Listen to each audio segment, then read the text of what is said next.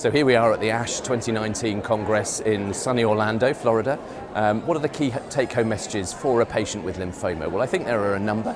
First of all, there is a lot of research going on, some of it very, very interesting, looking at new agents. So the group of new agents that I would highlight for a patient asking me would be the bispecific antibodies. So this is an antibody which can target two molecules at the same time. So it's quite a novel approach. And what these bispecifics do is they bring together the lymphoma cell with an immune system cell and enable the immune system to attack the lymphoma cell.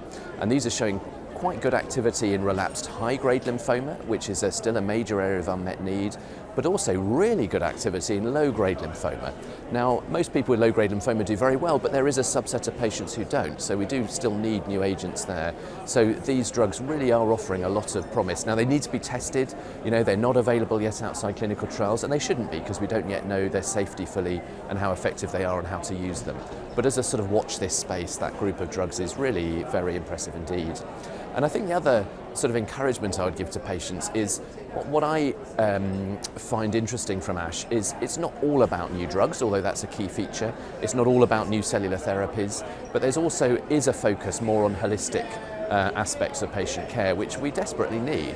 So particularly in the poster presentations, for example, we're looking at how the chemotherapy can impact quality of life, impact fracture risk, which was a presentation and research study that I was involved with. And you know, this sort of research is really important, I think, for patients as well as for physicians managing patients. And you know, I hope we'll see a lot more of that, but we're seeing that as an emerging theme, I would say, at ASH.